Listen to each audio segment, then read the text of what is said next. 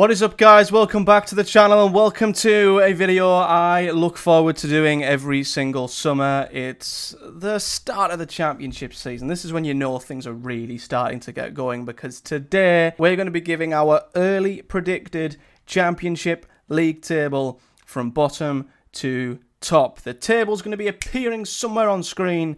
I'm going to work our way from bottom to top, where we're going to be predicting the 3 who go down, the 6 in the playoffs, and obviously the 2 who get automatically promoted. Now, of course, as all content creators say, when it comes to these lists, we all have our club, we all have our bias, and we all want our club to be higher. So if your club's not where you wish them to be, let me know in a generous manner in the comment section below. Let me know why you've got your club elsewhere and what your predicted Championship League table is from top to bottom, because unfortunately, not all of us can get promoted top of the league, and unfortunately 3 of us will have to get relegated to League 1. So without any further ado, let's start at the bottom with the team I've got in 24th. So in 24th, I've got Oxford United. No surprise here, they are going to be coming in to the league as the ginormous underdogs. They've got a huge task on their hands, of course. Des Buckingham, new to the league as well. It's just obvious, isn't it? With the budget, the size of the club,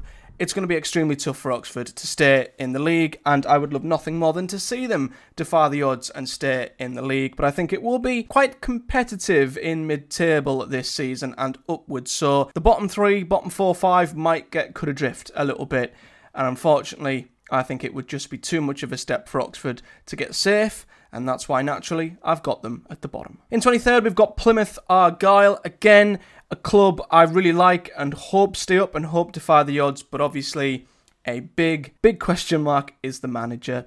Now, Plymouth last season obviously had that great start under Steven Schumacher. Without that, they probably would have been right in the mix, and I don't have faith that Wayne Rooney will improve their fortunes at all. Now, I could be wrong. This could be the perfect fit, and I really hope for him it is, because I feel this is his last chance at championship level. If he can't prove himself at Plymouth, I don't think he'll prove himself anywhere, because Plymouth's a great environment for a manager to thrive, I believe, and I think he'll have a good young squad, which hopefully he can build on. And I wouldn't say there's huge pressure at Plymouth. You know, if they got relegated, it would be devastating, but it's not like it would be an absolute failure. So I'm hoping this is an environment he can thrive, and maybe this is an unlikely marriage made in heaven, but yeah, just due to his reputation and where Plymouth were last season, everything's pointing to this being a struggle, and that's why I've got them 23rd. Now, I think the bottom 2 are pretty obvious.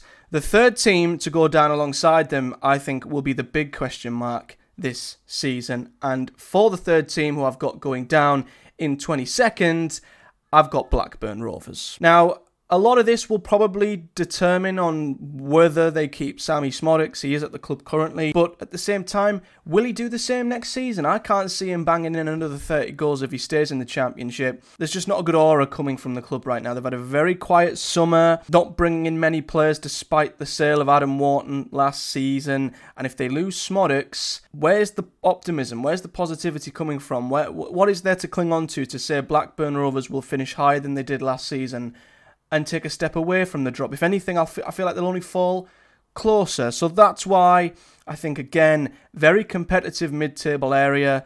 A lot of teams, I think, will be in and around.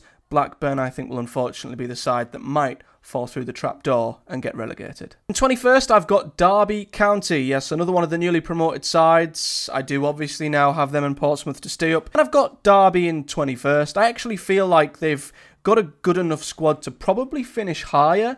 My question marks are all around Paul Warne, because obviously he's been in the championship on 3 occasions with Rotherham, and he's failed to keep Rotherham up on each occasion. So I don't know how he will approach this season. Will he approach it with a very negative defensive mentality, just getting Derby to survive, or will he allow them to thrive and take the handbrake off and maybe let them attack the league and get climbing towards mid-table? I don't know. I feel like they've got the squad to stay up, but Paul Warne, there's question marks there, and that's why I feel like they might go close, but they'll just have enough quality in the squad to stay in the league. In 20th, I've got Portsmouth. Yeah, the third newly promoted side and the champions, of course, from last season. And although Portsmouth, I wouldn't say have had a great summer thus far, again, it's down to the manager, and I think John Messinio is a very good upcoming manager who will do enough to get Portsmouth safe this season. Again, like Derby, I don't think it will be super convincing. I don't think it will be pretty. I'm not expecting or putting pressure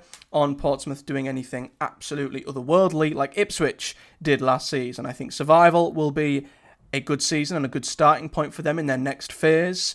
And I feel like they'll do that. I think there'll definitely be 3 teams worse than Pompey next season. But I don't want to put too much pressure on them being too much higher. So I think for them, and maybe Derby, survival's the goal, and I think they'll both achieve it. In 19th, I've got Swansea City. Now, this is a tough one. This is where it really does get a little bit difficult, because I feel like from the top 10 downwards towards the relegation fight, you could put any of these teams anywhere. I think this bunch of teams will be safe, and quite comfortably. It's just a case of where do you place them? How close will they get to playoffs?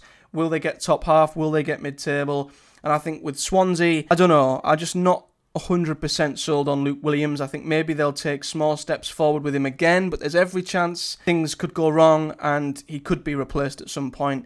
I don't know. Swansea are a side where I think I just don't quite know what to expect from them, whether they'll improve or go backwards. So I just thought it would be safe to put them in a position where they're safe, but although not above a lot of other teams who I think are above them in this list, and I think are in a better position than they are. In 18th, I've got Preston North End. Now, there's a reason why I've got Preston where they are. Obviously, Ryan Lowe has done exceptionally well getting Preston top 10, top 12 every single season. But there is a degree of unrest at Preston, and the manager and the fans, there just seems to be a bit of tension there. And I think Preston got away with overperforming quite a lot last season. I believe they had the second lowest XG in the whole league, only higher than Rotherham, who of course went down with an absolute whimper. So I just feel like if the stats catch up with Preston, and maybe if the tension between Ryan Lowe and the fans continues, they won't match what they achieved last season. And again, I just feel like there are sides around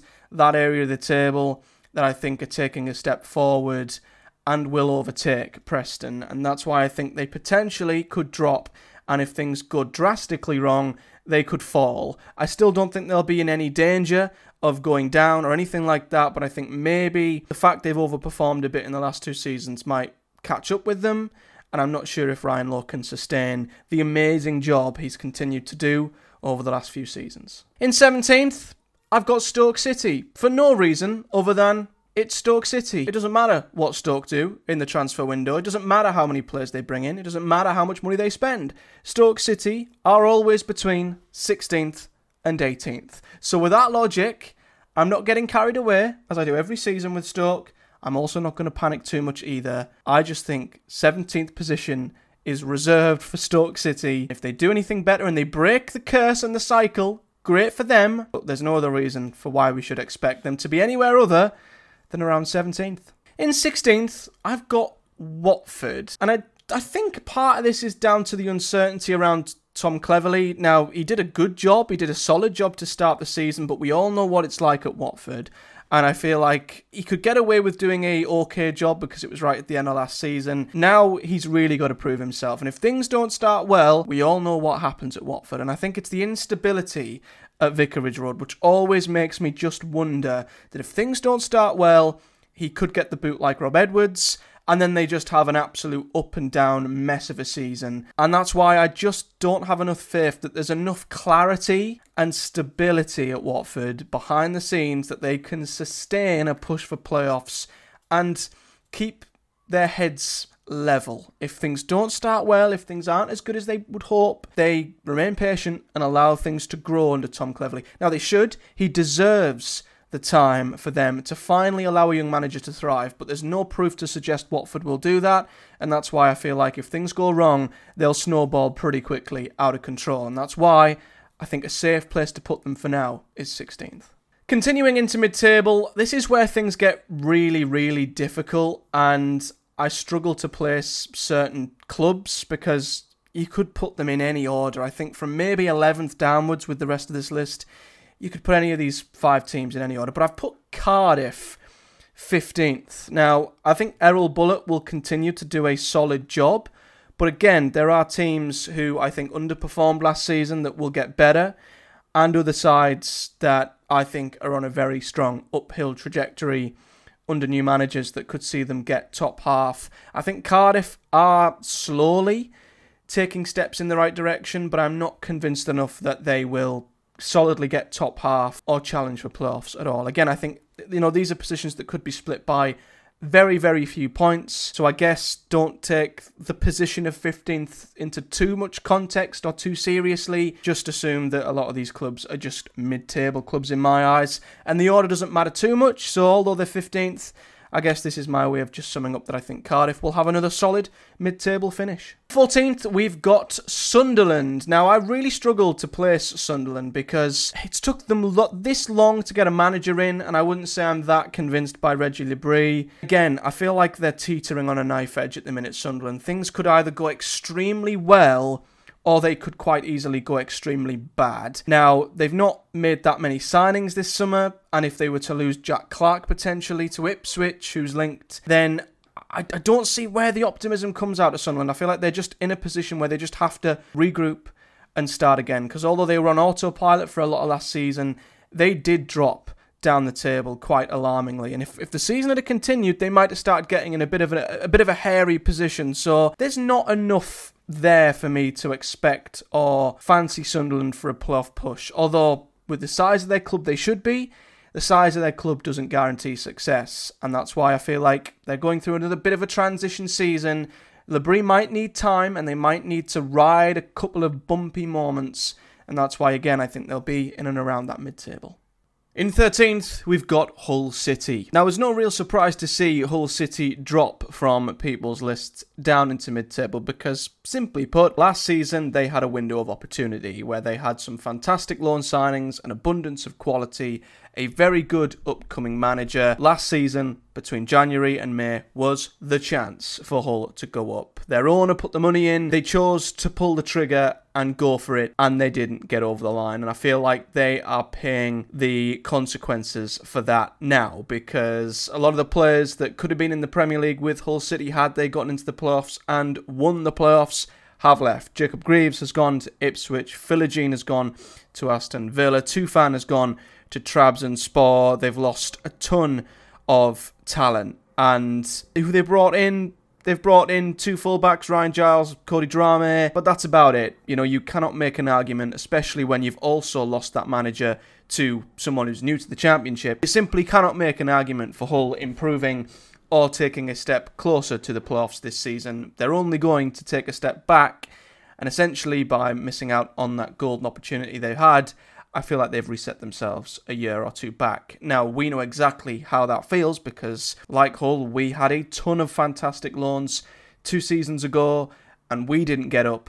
And as a result, last season was a transition season for us. And I feel like Hull are going to need to do that this season, rebuild, and then hopefully go again the season after this one. Smack bang in mid-table, I have got QPR. I do believe under Cifuentes, QPR will continue to improve. Now, QPR and Sheffield Wednesday are in 2 very similar brackets, really, in terms of they've got 2 managers who've took the Championship exceptionally well, guided them to safety, who you'd expect to kick on this year. And they've been active in the transfer window, QPR. I feel like under Cifuentes, they will be steered away from trouble, but I don't want to get too carried away with either. I think going from one extreme to the other isn't likely. I feel QPR should just be happy to take a step forward. I still don't feel like they're in anywhere near the sort of position that other clubs are above them, but with Cifuentes now with a full season at the helm, he should finally steer QPR away from trouble and they can have a drama-free season, which I think, given the years they've had in the Championship, I think they'll take that. In 11th, I've got Millwall. Now, a lot of people have had Millwall a little low in their predictions, and part of me can understand why. They've flattered to deceive over the last season or so, but quite honestly, what Neil Harris come in and did last season was quite incredible. I believe they were second in the league in terms of points accumulated since he come in. Ipswich had got more points in that period. So let's not forget, Millwall have been in and around the top 10 for a lot of the time since they've come up from League One into the Championship. And yep, they've had a blip, they've had a wobble the last season or so, but with Neil Harris coming back in, Millwall have found their identity, and if he can continue what he did last season, there's no reason why they can't have a solid mid-table finish again. So if you're going to praise Cifuentes at QPR and Danny Role at Sheffield Wednesday for coming in, making a difference and seeing them teams kick on this season, I don't see why we can't see the same thing happen with Neil Harris at Millwall. In 10th, I've got Bristol City. Now, I've just got a feeling about Bristol City. Now, don't get me wrong, they're another side like Preston, maybe like Stoke, who always, no matter what happens on and off the pitch, fall into the same position every single season. And Bristol City, you could say, are the most mid-table side in the Championship. But I do feel like they're making small steps under Liam Manning. Now, I'm not going to get carried away and just predict he's going to suddenly take them and fire them into the playoffs out of nowhere. I still feel like this is going to take time for Bristol City, but they're going in the right direction under Liam Manning. The key, I think, for them is patience. They might need another season of just ticking over, continuing to build. They've brought in a few interesting signings this summer. I'm intrigued to see how they get on. And if they don't quite make it this year, no panic. Maybe next season after will be theirs. But I feel like they're definitely going in the right direction. And the 10th place finish is pretty good for them. In 9th, I've gone with Sheffield Wednesday. That's right. Sheffield Wednesday are up next. Danny Role's boys. And exactly as I've said with Cifuentes, exactly as I've said with Manning, I feel like now with a full season at the helm, Danny Role can take this Sheffield Wednesday side forward.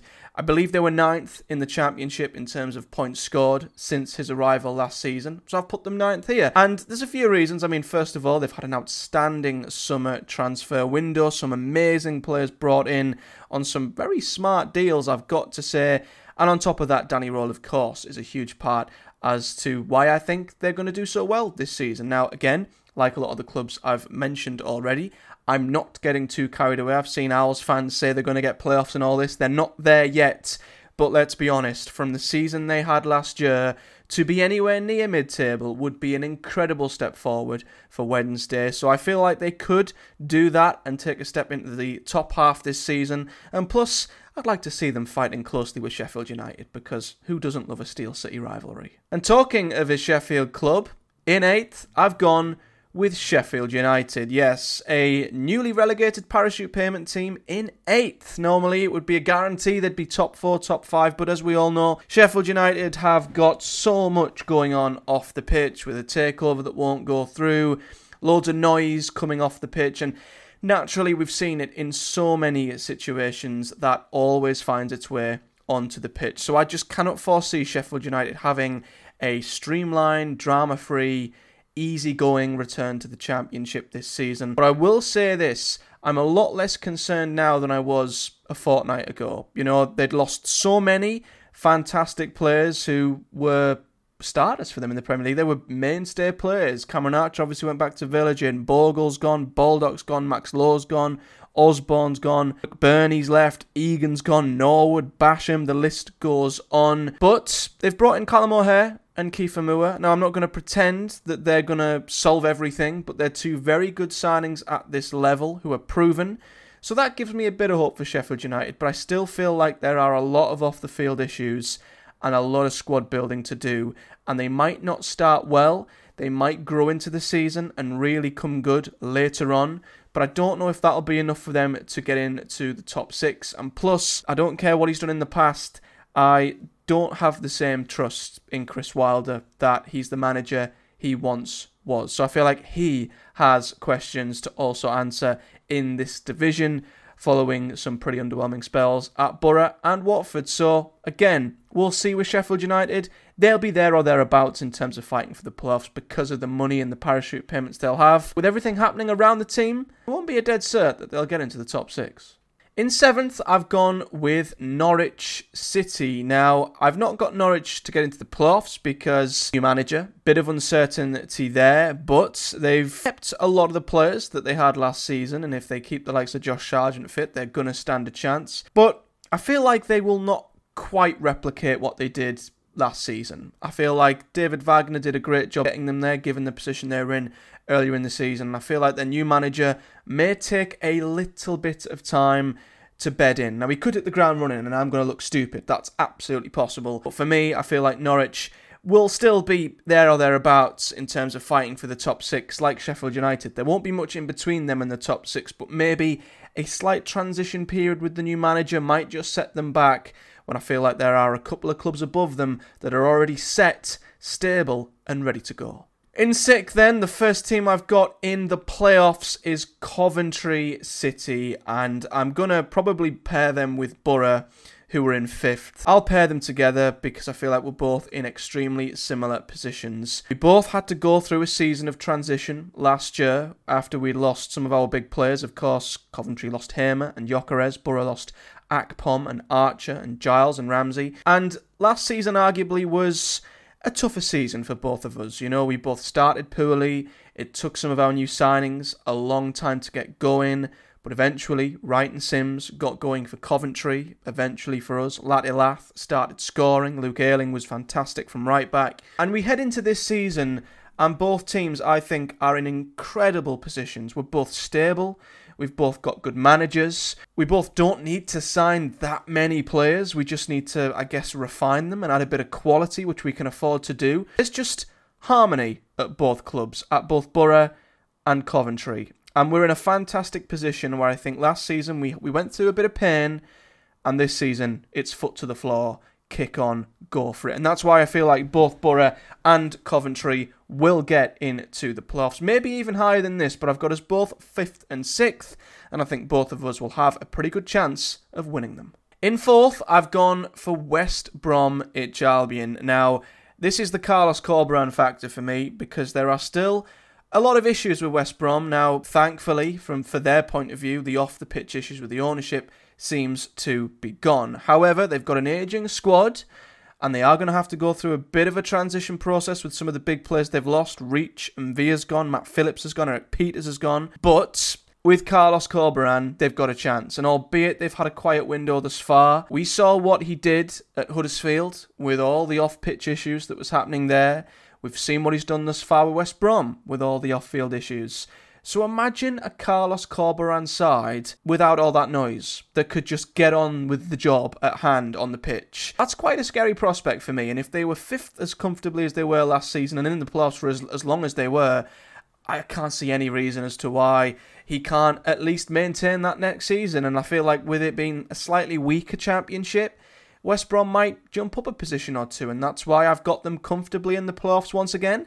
This time I think they'll be in 4th. And into the top 3, and I think a lot of people have got the same top 3, it just depends on what order. But in 3rd, I've gone with Burnley. Now, obviously, they're going to be up there, and they've got the parachute payments. They've already spent well this summer buying a couple of players in for tens of millions of pounds, and they've maintained a lot of the squad that's come down. So, top 3 should be the very least Burnley should be expecting to achieve this season. And they've got Scott Parker, who, as we've seen, as convincing or unconvincing as he seems, and as poor as his football can be and how badly it can be on the eye, he's got a CV with promotions with Fulham via the playoffs and Bournemouth automatically. So he will have Burnley up there regardless of what you think of Scott Parker. I just feel like there are 2 teams above him that will just pip him to the top 2, but Burnley should at least be right there fighting for automatic promotion until the very end. So regardless of the order, they should definitely be in the top 3. And in 2nd, 2 teams left, both of them beginning with L. I've gone with Leeds United. Now, this could change. This could change because there are a lot of big players at Leeds that are already left. Archie Gray's one, Glenn Kamara's another one, but there are others that could still be out the door. And like last season, there was a lot of upheaval with Leeds United, the players that were leaving on loan, the players they were trying to keep hold of. We still don't know what might happen with Rutter. We still don't know what might happen with Somerville, as many others as well. So, again, we might see these players playing for Leeds for the first game or 2, but I don't think they'll be there come the end of the window. But even with everything that was happening last summer, Daniel Farke still took Leeds pretty much all the way. Let's be fair, if it wasn't for the unreal standard of Leicester and Ipswich, Leeds would have won the title and gotten automatically promoted every other season for the most part. So all Farke needs to do is replicate that once again, and just take them that one step further, maybe not drop off as massively as they did at the end of the season. So I definitely feel like Leeds, at the minute, at the time of recording, have just as much quality to get the job done, and I feel like if they just maintain their standard, they'll get there again. However, if they lose a lot of their big players between now and the end of the summer, maybe don't replace them. There is an argument they might get dragged into a playoff fight once again, and then you question whether they've got the mentality to go one step further after what happened this season. But for now, with the squad they've got, with Farker at the helm, I feel like Leeds will just have enough to get top 2. And therefore, my championship title winners are Luton Town. Now, they are in exactly the same vein as Boro and Coventry, in the most stable position, I feel. But they've got the quality. They have maintained pretty much every single player from their Premier League squad. They were the most competitive, newly promoted side by far. They've only really lost Giles and Barkley. Giles, I wouldn't say is as big of a loss as what Barkley is, but they've still got Alfie Doherty. They've still got Adebayo. They've still got Morris. And they've still got Rob Edwards. So it's just, the thing with Luton is, unlike a lot of other clubs, there will be a degree of panic if they get relegated, like Burnley or Sheffield United, for example, and things don't start well. But with Luton, there is just so much clarity and calm, and they are one of, if not the most pound-for-pound best-run club in the country. So it doesn't matter how things start, doesn't matter how things go. I feel like Luton will be calm. They'll be completely chilled about it. They've kept most of their squad. And we said this when they got promoted in the Premier League. It was like they were recruiting a championship super team. So in case they come down, they could fire themselves back up again. And I think that's exactly where that might bear fruit, because they've got a championship winning, ready squad. They've got the mentality, they've got the calmness, they've got the experience that they've done it before, and they've got Rob Edwards, who I think is a top manager. So for me, everything points towards Luton being in the best position in the championship currently to go straight back up, maybe this time as champions. So there's my predicted Championship League table, guys. Let me know yours in the comment section below. Your thoughts, obviously, as I said at the start. Remember, this is a subjective point of view. Everyone wants their club top. Everyone wants their club to survive or be in the playoffs. And this is only an early prediction. Things could change as the transfer window goes on. And as I did last season, I'll do a more up-to-date version of this at the end of the transfer window, which last season proved to be far more accurate than this one. So let me know your thoughts in the comment section below. Hit a like on the video and subscribe for much more Championship content to come throughout the season, as we are nearly there now. I can't wait. But yeah, subscribe for much more if that interests you. And until next time, thank you very much for watching. See you guys in the next one.